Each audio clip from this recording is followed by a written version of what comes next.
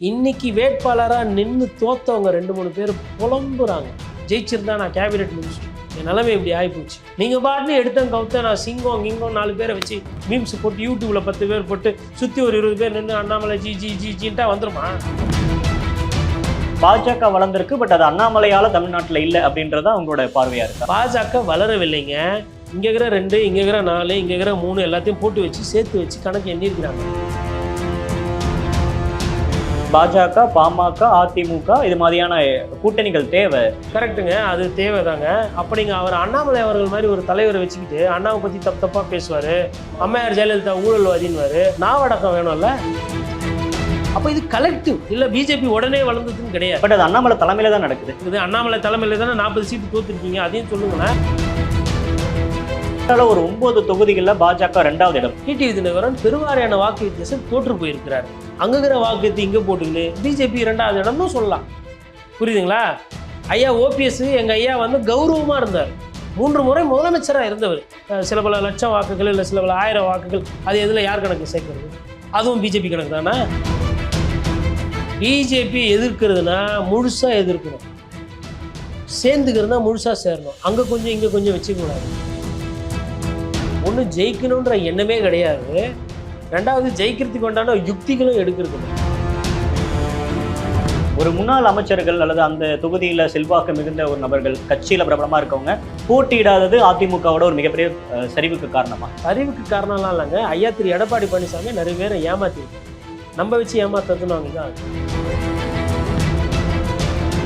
வெளவங்கோடு by election நல்ல கேண்டிடேட்டை போட்டு கொஞ்சம் முன்கூட்டியே வேலை பார்த்துருக்காங்க.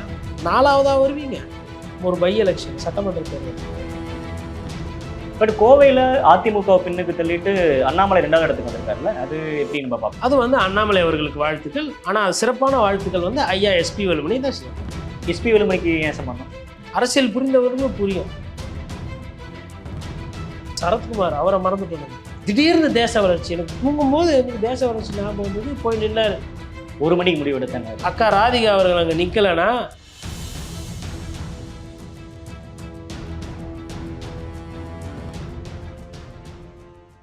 தமிழ்நாட்டை பொறுத்த வரைக்குமே நீங்கள் ஆல்ரெடி நிறையா பேசியிருக்கீங்க. மோடி எதிர்ப்பு அப்படின்ற ஒரு டூல் போதும் டிஎம்கே வந்து இங்கே எஸ்பி படிக்கிறதுக்குன்னு. பாண்டிச்சேரியோடு சேர்த்து 40க்கு 40 அப்படின்றத அவங்க ஸ்கோர் பண்ணியிருக்காங்க. பட் இதில் கவனிக்கக்கூடிய ஒரு விஷயமா மாறி இருக்கிறது பிஜேபியோட அந்த நம்பர் அப்படின்றதும். சேம் டைம் என்டிகேவும் ஓரளவுக்கு வளர்ந்துருக்காங்க, பிசிகாவும் அங்கீகாரம் பெற்ற ஒரு கட்சியாக மாறி இருக்காங்க. இதில் நீங்கள் எப்படி இந்த ரிசல்ட் எப்படி பார்க்குறீங்க? இது ஹாப்பி தானா? இல்லைங்க, இது வந்து நம்ம வந்து இதில் ஹாப்பி சோகன்றதை தாண்டி மக்கள் என்ன சொல்றாங்களோ அதை ஏத்துக்கணும். நம்ம வந்து மக்களா மாறி மக்களோட பிரதிபலிப்பா தான் இருக்கணும். பத்திரிகை இங்க இன்னும் பிஜேபி ஏத்துக்கலையா? இனிமேல்ட்டும் ஏத்துக்கிற மாதிரி இல்ல சூழல். ரிசல்ட்டை பாருங்க, 5 லட்சம் ஓட்டுல சசிகாந்த் செந்தில் ஜெயிக்கிறாருங்க. சசிகாந்த் செந்திலுக்கும் திருவள்ளூருக்கும் என்ன பயங்கர பிணைப்பா? பட் அந்த ஊர்ல அங்க ஸ்ட்ராங், திமுக அங்க ஸ்ட்ராங் இல்லையா? சசிகாந்த் செந்தில் காங்கிரஸ்ல பெரிய லீடரு, ராகுல் காந்திக்கு வேண்டப்பட்டவன்னு கீழே டிராவல் ஆயிடுச்சு. அதனால்தான் அந்த மார்ஜின். அவர் என்ன பெரிய செல்வந்தரா சசிகாந்த் செந்தில்? ஓட்டுக்கு 3000 ரூபா 5000 ரூபா கொடுத்தாரா? இல்லை அவர் வந்து பரம்பரை பணக்காரரா? என்ன டிராவல் ஆயிடுச்சு. அதே மாதிரி சுதா அவர்கள் புது வேட்பாளர். ஒரு அவருக்கு தெரிஞ்ச நண்பர் ஒருத்தர் சொன்னாரு, அவங்களுக்கு வேட்பாளர் அறிவிக்கும்போது வெறும் கையில் 21,000 ரூபாய் தான் இருந்துதான். மொத்த காசை 21,000 ரூபாய். இப்போ டீசல் வச்சு 4 வாட்டி போயிட்டு வரது கூட இருக்காது. அந்த மாதிரி ஒரு வேட்பாளர், வழக்கறிஞர், பணம் காசு ரெடி பண்ணுவாங்க கையில். அப்ப செல்வந்தர் கிடையாது, கோடீஸ்வரர் கிடையாது. ராகுல் காந்தி அந்த ஸ்வீப் டிரான்ஸ்ஃபர் எவ்வளோ லட்சக்கணக்கில் ஜெயிக்கிறாங்க வாக்கு வித்தியாசத்தில். அப்போ என்னன்னா ஒரே ஒரு வாட்டி தான் ராகுல் காந்தி பிரச்சாரத்துக்கு வந்தார். அப்போ ராகுல் காந்தி மீது மொத்த தென்னிந்தியாலுமே ஒரு ஒரு பாசமான ஒரு பார்வை இருக்கு. ராகுல் காந்தி ஏற்றுக்கிற தன்மை இருக்கு. 2014 போட்டோம் ராகுல் காந்தி வரலையா? ரைட்டு. சரி, 2019 போட்டோம் ராகுல் காந்தி வரலையா? ரைட்டு. 2024 போட்டோம் ராகுல் காந்தி வரலையா? ராகுல் காந்திக்கு வயசு இருக்குது, 50 வயசு தான். அடுத்த தேர்தலே ராகுல் காந்தியை பிரதமர் இல்லை பிரதமர் வேட்பாளராக திருப்பி ஓட்டு போடுவாங்க. You mark my words. But ஏன்னா மக்கள் வந்து என்னன்னா அந்த ஒரு எங்க ராகுல் காந்தி இப்படி பார்க்கலாம், அவங்க தகப்பனாருக்கு இங்கே தான் உயிர் போச்சு. தமிழர்கள் மீது அவர் வந்து எந்த நேரத்துலையும் எந்த தினத்துலையும் எல்லாருமே இருந்தாலும் அடிப்படையில் நம்ம அப்பா வந்து இந்த ஊரில் தான் குண்டு வச்சு செத்தாங்க, இவங்க மேலே நம்பலாமா ஒரு இது அது இல்லை. ஃபஸ்ட்டு வந்தோன்னா தமிழர்களை தான் பார்த்து கட்டி பிடிச்சிக்கிறாப்புல. பாராளுமன்றத்தில் போகும்போது என்ன தமிழ் பற்றி நான் தமிழ் தானேன்றாப்புல. அதுவும் நாடாளுமன்றத்தில் இந்த நீங்கள் யாரும் இவங்க ஒரு நாளும் ரூல் பண்ண முடியாதுன்னுலாம் பேசுறாரு. அதெல்லாம் என்ன ஆகுதுன்னா, அந்த மக்களுக்கு இவரை பிடிக்குது, இவருக்கு அவங்கள பிடிக்குது. அதே கேரளால போனாலும் சரி, வயநாடு போய் நின்னா அது வந்து ஏதோ பேங்க் அக்கௌண்ட்ல இருந்து நின்று ஜெயிச்சுக்கிற மாதிரி ஆகிப்போச்சு இன்னைக்கு கேரளால. அப்போ இந்த தன்மை என்பது அப்படியே இருக்கு. அப்போ ஏன் இந்த தன்மை அப்ப ஏன் இது கொஞ்சம் கூட பிஜேபி கொஞ்சம் பக்கம் டிரான்ஸ்ஃபர் ஆகல? அதாவதுங்க, நீங்க வந்து அடிப்படையில வந்து மக்களுக்கு வந்து நீங்க கொடுக்குற அந்த சிலிண்டரோ, இல்லை நீங்க கொடுத்த அந்த ஆதார் கார்டோ, இல்லை நீங்க கொடுத்த அந்த ஜன் வங்கியோ, இல்லை நீங்க சொல்லப்பட்ட அந்த 50,000 ரூபா 60,000 ரூபா அந்த கடன் அட்டையோ, இல்லை அந்த பணம் வங்கி லோனோ, அதெல்லாம் தாண்டி இருக்கிறது தமிழகம். பசிப்பட்டினியில் இருக்கிறவனுக்கு போயிட்டு நான் 10 கிலோ அரிசி தரேன்னா பிரச்சனை கிடையாது. எப்போ ரேஷன் அரிசியெல்லாம் சாப்பிட்டு போர் அடிக்குது, நாங்கள் அதுலேருந்து அடுத்த கட்ட வரைக்கும் மேலே போகணும்னு நினைக்கிறவங்க இங்கே வந்து 80 விகிதாச்சாரத்துக்கிட்ட இருக்கிறாங்க. அடிப்படை கல்வி என்பது இங்கே ஒரு 60 விகிதாச்சாரம் நம்ம அடைஞ்சிட்டோம். நம்மளோட பிரச்சனை வந்து தரமான வேலை, அதிகமான ஊதியம், ஒரு மேம்பட்ட ஒரு வாழ்க்கை. ஜப்பான் மாதிரி, ஜெர்மனி மாதிரி மேம்பட்ட ஒரு பார்வையை நோக்கி தான் தமிழகம் போக முடியும். ஏன்னா வளர்ந்துருக்கு. அங்கே வந்துட்டு நீ திருப்பி கிசான் அட்டை வாங்கிக்கோ, 50,000 ரூபா வாங்கிக்கோ, ரேஷனில் ஒரு 5 கிலோ, இதெல்லாம் அறிஞர் அண்ணா காலத்திலே போடப்பட்டது. அதற்கு முன்னாடி தாத்தா காமராஜர் கல்வி கொடுத்துட்டு போயிருக்காரு. பிரச்சனை என்னன்னா, இருந்த மெடிக்கல் காலேஜ் சீட்டை நீங்கள் எடுத்தீங்க நீட்டை வச்சு. பிரச்சனை என்னன்னா, அதுக்கப்புறம் இன்ஜினியரிங்க்கு என்ட்ரன்ஸ் எடுத்துன்னு வந்து அதுக்கும் நான் நீட்டு மாதிரி ஒரு எக்ஸாம் வைப்பேன். நீங்கள் மெடிக்கலுக்கு விட்டு அதுக்கப்புறமா லாக்கும் நாங்கள் அதை பண்ண போகிறோம்னா உங்கள் பீரியடில் பேசி வருது. சிலபஸாக கை வைக்கிறீங்க. இப்போ இங்கே இருக்கக்கூடிய சொத்துக்களை எடுக்கிறதுக்கு என்னென்ன பண்ணுமோ பண்ணுறீங்க. அப்படி இருக்கும்போது இப்போ தமிழகம் எப்படி உங்களை ஏற்றுக்கும்? நீங்கள் கொடுத்த ஆதார் அட்டைனால எதனா ஒத்த நல்ல விஷயம் என்ன இருக்குது? அது எத்தனை போய் காட்டலாம் ஆதார்னு. இதை தவிர்த்துனால இந்த ஆதார்னால எனக்கு என்ன இருக்குது? இதை போய் நான் லிங்க் பண்ணணும், அதுக்கு நான் ஜெராக்ஸ் எடுக்கணும், அதுக்கு நான் கையை வைக்கணும், கண்ரேகையை காட்டணும், இவ்வளோ பிரச்சனை இருக்குல்ல. அப்புறம் வங்கி அதிகமான பண பரிவர்த்தனை பண்ணுற மாநிலத்தில் தமிழகம் ஒன்று. எது கேட்டு பேங்க் வந்து என் காசை எடுக்குது. எஸ்எம்எஸ் அனுப்பணுமா காசு, செக்கு புக்கு போடணுமா காசு, பணத்தை எடுக்கிறதுக்கு காசு, கமிஷனு, பணத்தை உள்ள டெபாசிட் போட்டாலும் 1 லட்ச ரூபாய்க்கு மேலே போட்டால் காசு, மினிமம் பேலன்ஸ் வைக்கிறதுக்கு காசு. நானே மினிமம் பேலன்ஸ் இல்லாமல் தான் என்னால் வந்து 500 ரூபாவோ நீ சொல்கிற 1000 ரூபாவோ வைக்க முடியல வங்கியில். அதுக்கு கம்மியாக இருக்குமோ அதுலேருந்து பணத்தை வந்து ஒரு 30 ரூபா 40 ரூபா எடுக்கிறீங்களே, என்ன நியாயம்?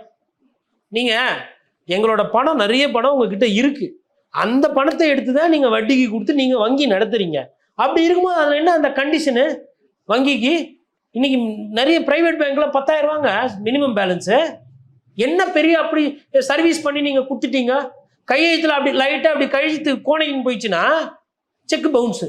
பட் இப்போ இந்த திட்டங்கள் எல்லாமே வந்து தமிழ்நாட்டுக்கு பொருந்தாதனால தான் தமிழ்நாட்டில் புரிதல் அதிகமாக இருக்குது. பண பரிவர்த்தனை புரிதலோ, பொருளாதார புரிதலோ, பகுத்தறிவு புரிதலோ, படிப்பு பத்தின புரிதலோ, அரசியல் ரீதியான புரிதல் இங்கே அதிகம். அதனால இங்கே இருக்கிறவங்க விழிப்புணர்வோடு தான் இருப்பாங்க. பெர்சன்டேஜ் வைஸ்ல பாக்குறப்ப இந்த தேர்தல் பொறுத்த வரைக்கும் 11% பாஜக தனித்தே வாங்கியிருக்காங்க அப்படின்றது இங்க ஒரு சாரார் வந்து பாஜக அரசியல் அல்லது மாற்று அரசியல் விரும்புறாங்க அப்படின்னு நம்ம பார்க்க கூடாதா? அதங்க, மாற்று அரசியலை விரும்பலன்றதாலே அந்த கட்சி வளர்ந்துருக்கு. இதை வந்து நான் வந்து இங்கே உட்காந்துக்கிட்டு குறைத்து மதிப்பிட முடியாது. அந்த கட்சியில தான் பால் கனகராஜ் வேட்பாளராக நிற்கிறாரு. அவர் நிறைய ஓட்டு வாங்கியிருக்காரு. ராயபுரம் மனோ அவர்களுக்கு ஈக்குவலாக ஈடு கொடுக்குற அளவுக்கு வந்திருக்கிறார். ராயபுரம் மனோ அவர்கள் மற்ற வட சென்னையில் மற்ற ஓரளவுக்கு எதிர்பார்த்ததை விட கூட தான் அவரால் என்ன பண்ண முடியுமோ பண்ணியிருக்கிறாரு. பட் பிஜேபியும் கூட வருது, புரியுதுங்களா? அதே மாதிரி கரத்தை தியாகராஜன் இருக்கிறாரு.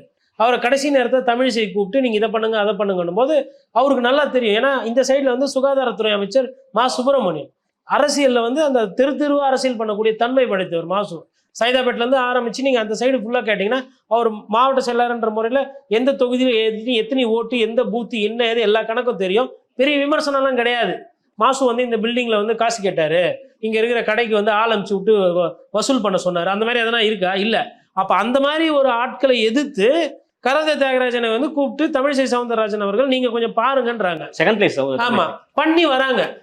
அப்போ அங்கே இருக்க பிஜேபிக்காரர்களோட அந்த உழைப்பும் இருக்குல்ல. இன்னொன்று, அங்கே வந்து பிராமின்ஸு, இப்போ நங்கநல்லூர் எடுத்துக்கோங்க, அந்த மாதிரி அதை சுற்றி இருக்கிற இடம், ஆலந்தூர் எடுத்துக்கோங்க, அதில் ஒரு சிலர் பிராமின்ஸ் நிறைய பேர் கடந்த காலத்தில் ஆர்எஸ் பாரதி சேர்மன் ஆகணும்னு ஓட்டு போட்டவங்கலாம் உண்டு.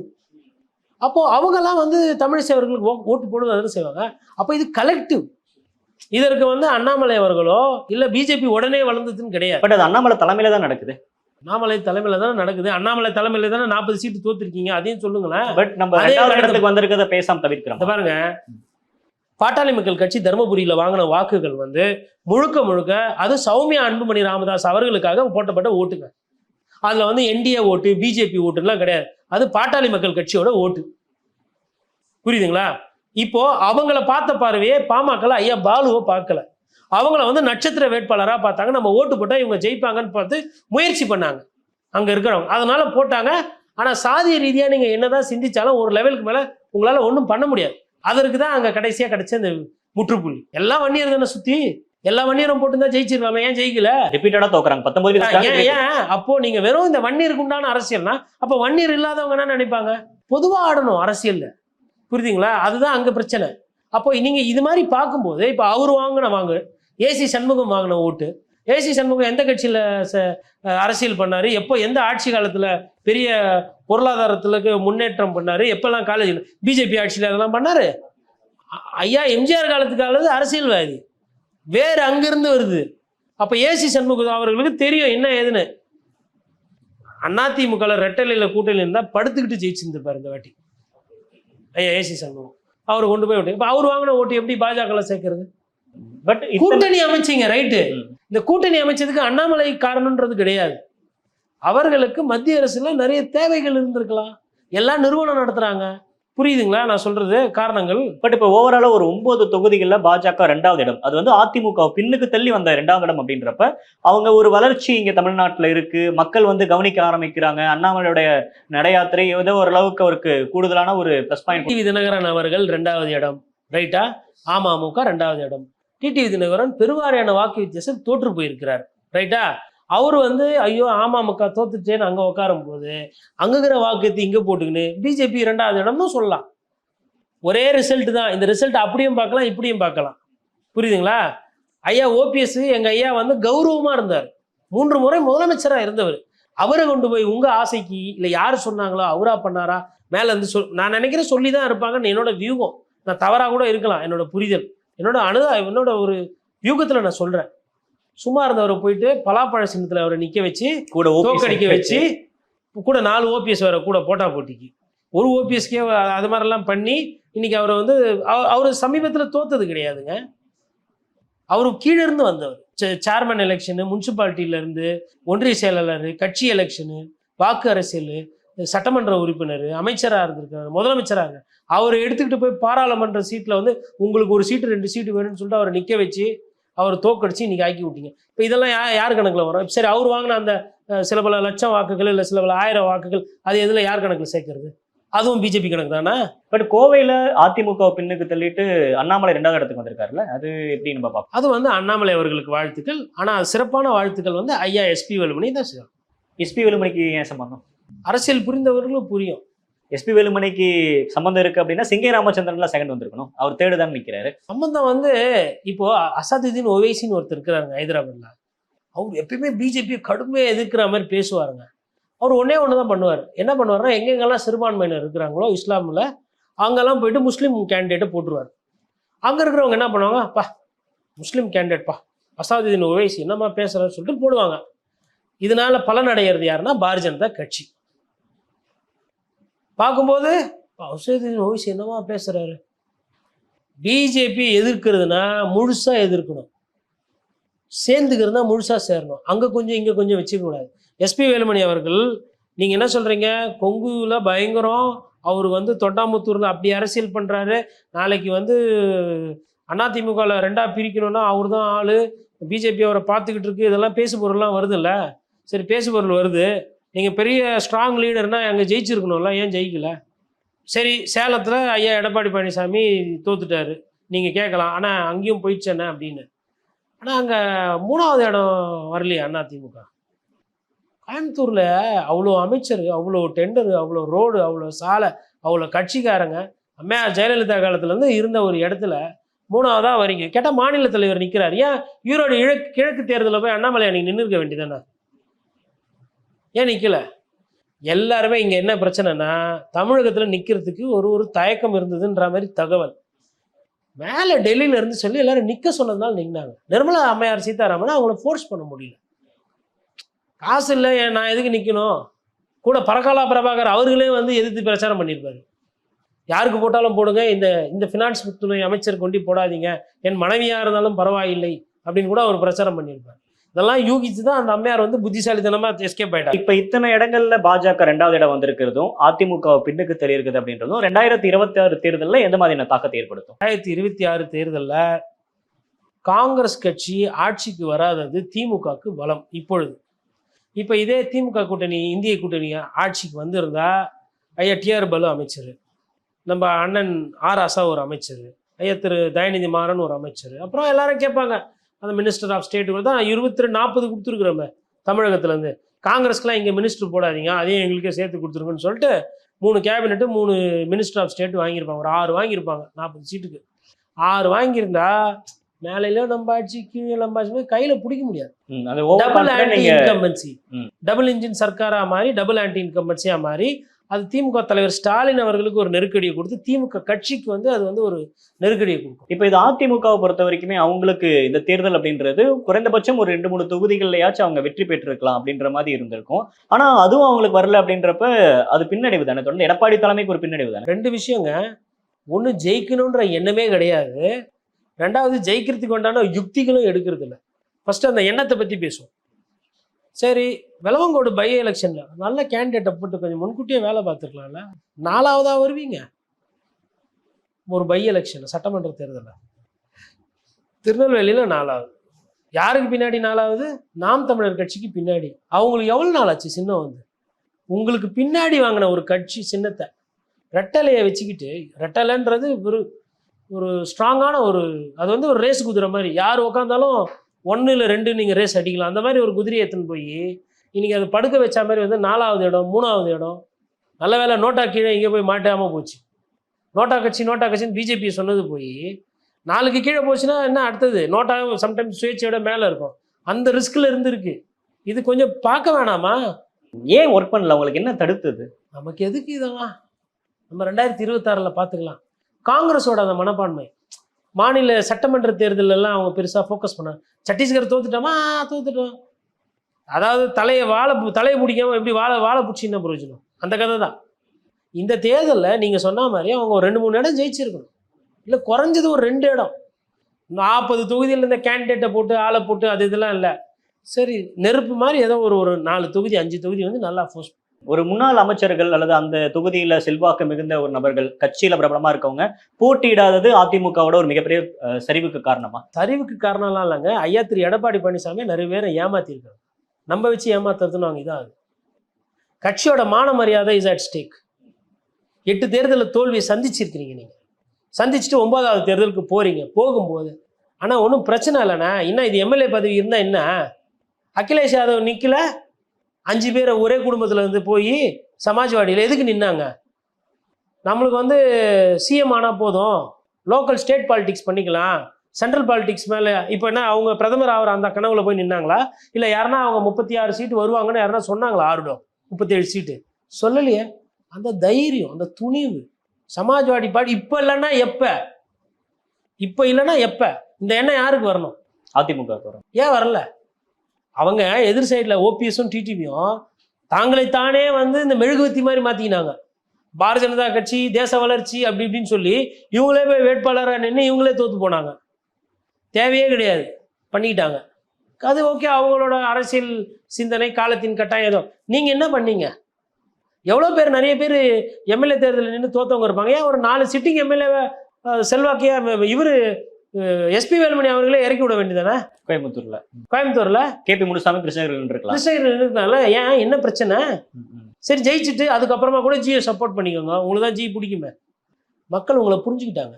பிஜேபி வந்து சொன்னாங்க, திமுகவை வந்து ஒரு குற்றச்சாட்டு வைத்தது அதிமுக, இவர்கள் கள்ள உறவு வைத்திருக்கிறார்கள், நீங்கள் இவங்களுக்கு போட்டிங்கன்னா இவங்க பிஜேபிக்கு போய் சேர்ந்துருவாங்க, இந்த 1-2 பாராளுமன்ற உறுப்பினரை அவங்க கொடுத்துருவாங்க சொன்ன அந்த பிரச்சாரத்தை அதிமுக பொய்ன்னு சொல்லுச்சு.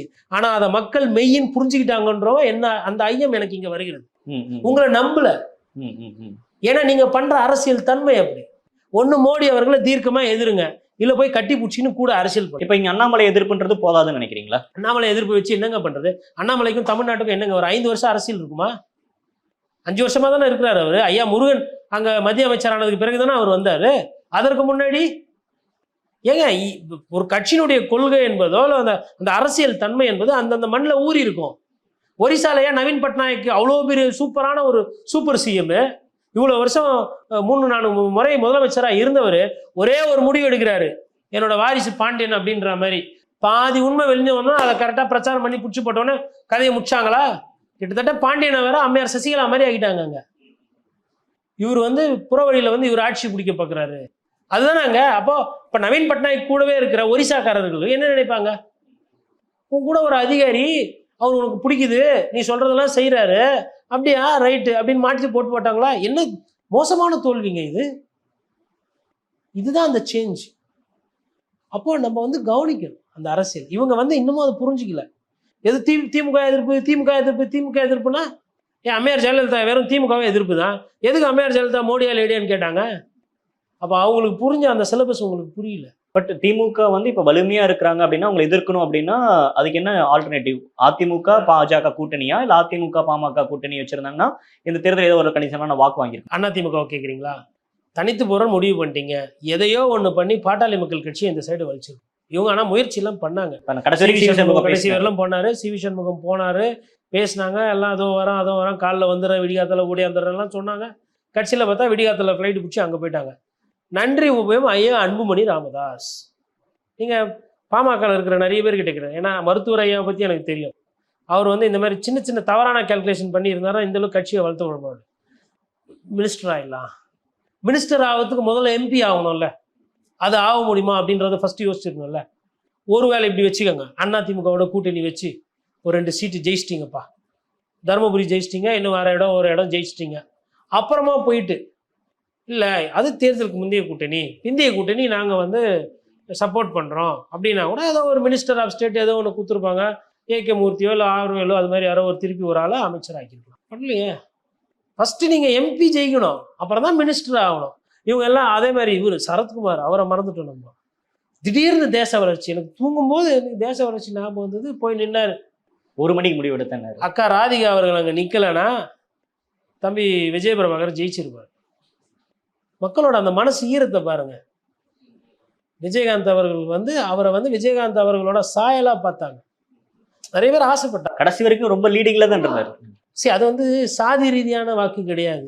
இந்த ஜாதிக்கு போட்டோம், இந்த மதத்துக்கு போட்டோம், இவர் சிறுபான்மையர் தலித்து அதனால ஓட்டு போட்டோம், இவர் செட்டியார் கவுண்டர் இடையார் முதலியார். நல்ல மனிதன், அவங்க அப்பாவுக்கு அவ்வளோ நல்ல பேர். விஜயகாந்த் நல்ல மனிதன், அரசியல்வாதிலாம் கிடையாது, நல்ல மனிதன். நல்லவரோட புள்ள நிற்கிது, ஜெய்சன் போட்டோம் பாவம். அப்போ அந்த விருதுநகர் மக்களை நீங்கள் எப்படி நினைப்பீங்க? மற்ற இடத்துலலாம் 5 லட்சம் 3 லட்சம் 2 லட்சம் மார்ஜினு, அங்கே நொண்டுது. அதிமுக பேக்கப்பு கூட விஜயகாந்தோட அந்த சிம்பத்தி ரெண்டும் சேர்ந்து வேலை செய்யுது. அது மாதிரி ஒரு சில நல்ல கூட்டணிகள் போட்டு நீங்கள் பண்ணி இப்போ பண்ணணும். இவங்க பாட்டாளி மக்கள் கட்சியை கூட வச்சுருக்கணும். அதே மாதிரி பாஜகவை வந்து மறந்துடுறது நல்லது.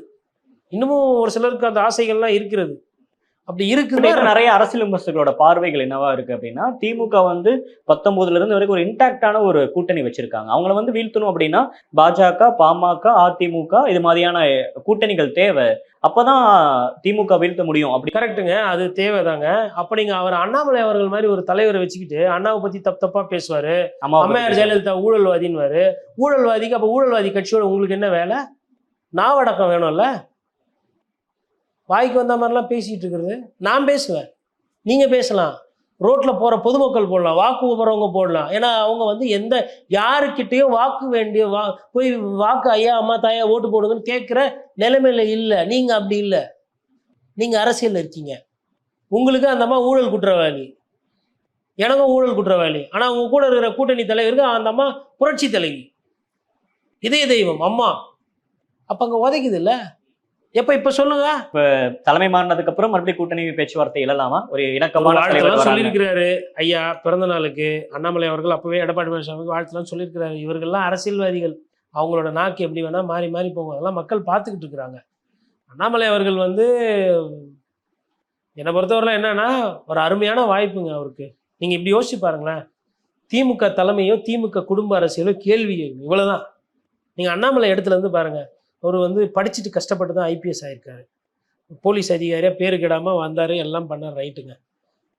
அரசியல் வாரிசு அல்ல, ஊழல் குற்றச்சாட்டு அல்ல, இதுக்கு முன்னாடி வந்து அவருக்கு வந்து அவரை தூக்கி விடுறதுக்கோ பலப்படுத்துறதுக்கோ யாரில் தானாக தான் வந்திருக்காங்க. இப்படி இருக்கிற ஒரு ஆள் எப்படிங்க இவ்வளோ கெட்ட பேர் சம்பாதிக்க முடியும்? ஒழுங்காக திமுக எதிர்ப்புனா திமுக எதிர்ப்பு அதை பேசினோம், சரி ரைட்டு. அதிமுக எதிர்ப்பு அதை சேர்த்து வச்சு செய்கிற அந்த அரசியல் தன்மை இருக்கணும். ரெண்டும் கெட்டானா போய் இதனால பாதிப்பு யாருக்கு? அவங்க ஒட்டுமொத்தமாக போயிடுச்சு. மொத்தமாக போச்சா? நயினார் நாகேந்திரன் அமைச்சராக இருப்பாரா? பொன் ராதாகிருஷ்ணன் அமைச்சராக இருந்திருப்பாரா? முருகன் அமைச்சராக இருந்திருப்பாரா? நீங்கள் அமைச்சராக இருந்திருப்பீங்களா? அதுக்கப்புறம் நீங்கள் பதவி ஏற்றுக்கிட்டதுக்கு பிறகு தானே கமலாலயத்தில் கிசு கிசு வீடியோலாம் வந்து நிறைய பேரோட அரசியல் இதுவே நாசமாக போச்சு. அப்போ அடிப்படையில் நீங்கள் இன்னும் காவல்துறை அதிகாரியாக தான் இருக்கிறீங்க, அரசியல்வாதியாக மாறல, அந்த பண்பு வரல. உங்களை சுற்றி இருக்கிறவங்களுக்கு ஒண்டி பதவி, நிறைய பேருக்கு சிக்கல்லாம் வருது. பட் இதுல இருந்து பாடம் கத்துக்குவாரா? நான் இன்னொன்று கேட்குறேன், நயினார் நாகேந்திரன் பணம் பிடிபட்டது இல்லை, அண்ணாமலைக்கு தானே நோட்டீஸ் அனுப்பிச்சு அண்ணாமலை தானே கூப்பிட்டு விசாரிச்சிருக்கணும். எதுக்கு கேசவ நாயகத்தை கூப்பிட்டு விசாரிக்கிறீங்க? இதெல்லாம் என்ன அரசியல்? இது என்ன புரிதல்? ஆர்எஸ்எஸ் வந்து காரர்கள் வந்து கொஞ்சம் கூர்ந்து கவனிக்கணும். சரி, ஆர்எஸ்எஸ் வந்து இந்த ஊழல் பண ஆசை அதெல்லாம் கிடையாது, அவங்களுக்கு கொள்கை ரீதியாக ஒரு சில விஷயம் நடக்கும். இப்போ இது ரெண்டுமே பிரிஞ்சு போயிருக்கு எல்லா இடத்துலையுமே, மத்தியிலேருந்து மாநிலம் பெறணும். அதனால் அதை சரி செய்தார்கள்னா என்றால் அவங்களுக்கு ஒரு ஆப்ஷன் இருக்கும். இல்லைன்னா 2026 இப்போ கூட சொல்லுவாங்க அண்ணாமலை தான் சிஎம், அடுத்த சிஎம் சொல்லுவாங்க. அது வரைக்கும் இருப்பாரா 2026 வரைக்கும் தமிழக பாஜக தலைவராக? அதாவதுங்க, நீங்கள் அரசியல் ரீதியாக கேட்டிங்கன்னா தார்மீக அடிப்படையில் நான் ராஜினாமா பண்ணுறேன்னு சொல்லி ஐயா ஃபட்னாவிஸ் வர்றாரு. ஃபட்னாவிஸ் வந்து 48 தொகுதியில் அவர் வந்து அங்கே 18 தொகுதி ஜெயிச்சிருக்கிறாங்க. ஃபட்னாவிஸோட ஆளுமை வேறு, முதலமைச்சராக இருந்தவர், அவரோட தோரணம் வேறு. இவர் இளையவர், சின்னவர், இப்போ தான் அரசியலுக்கு வந்தார். இங்கே ஒன்றும் 20 சீட்டு யாரும் ஜெயிச்சிட்டு இல்லை, அந்த 20 சீட்டை ஒன்றும் ஒரு தொடங்கல, ஓப்பனே பண்ணல, அக்கௌண்ட்டே ஓப்பனிங்கே இல்லை. ஏதோ முன்னாடி சிபி ராதாகிருஷ்ணன் ஒரு வாட்டி ஓப்பன் பண்ணி விட்டாரு, பொன் ராதாகிருஷ்ணன் ஓப்பன் பண்ணி விட்டாங்க, அப்புறம் ஐயா முருகன் தலைமையில் ஒரு 4 பேர் எம்எல்ஏ ஜெயிச்சாங்க. அதுதான் இவங்களுக்கு வரலாறு. அட்லீஸ்ட் 4 பேர் எம்எல்ஏ இருக்கும்போது ஒரு எம்பினா ஜெயிச்சிருக்கணும். அந்த விகிதாச்சாரத்துக்கு நான் சொல்கிறேன், அந்த ஒரு எம்பி கூட வரல. அப்போ இப்படி இருக்கும்பொழுது இவர் வந்து கொஞ்சம் அமைதியாக போகணும். எவ்வளோ எதிர்ப்பு போராட்டம் இருக்குது, திமுகவை குறை சொல்கிறதுக்கு 1000 விஷயம் இருக்குது, 1000 விஷயம் இருக்குது. அதெல்லாம் விட்டு திமுக ஒன்றும் புனிதர் கட்சி கிடையாது. சர்ச்சை பேச்சு, பத்திரிகையாளர்களை சாடுறது, 200 ரூபா வாங்கிக்க, 300 ரூபா வாங்கிக்க, என்ன பேச்சு இது? இதெல்லாம் தமிழக மக்களும் விரும்பல அப்படின்றதா? எப்படி விரும்புவாங்க? நீங்கள் ஃபர்ஸ்ட் ஆஃப் ஆல் வந்துங்க, ஒரு அவர் என்ன பிரச்சனைனா, எந்த அளவுக்கு நான் அதெல்லாம் சொல்லலான்னு தெரியல, இன்னைக்கு வேட்பாளராக நின்று தோத்தவங்க 2-3 பேர் புலம்புறாங்க. நேற்று ஃபுல்லாக சாப்பிடாத ஆள்லாம் எனக்கு தெரியும், ஜெயிச்சிருந்தா நான் கேபினெட் மினிஸ்டர், என் நிலைமை இப்படி ஆகிப்போச்சு. ஒரு சின்ன, அதான் அவங்களுக்கு சின்ன சிறியவர், இவர் ஒரு சிறியவர் கிட்டே என்னோட அரசியல் வாழ்க்கையை திரும்ப வச்சுட்டாங்க. ஒரு பாராளுமன்ற சீட்டு ஜெயிக்கிறதுன்றது விளையாட்டு கிடையாதுங்க, ஒரு கவுன்சிலர் சீட்டு ஜெயிக்கிறது கூட விளையாட்டு கிடையாது.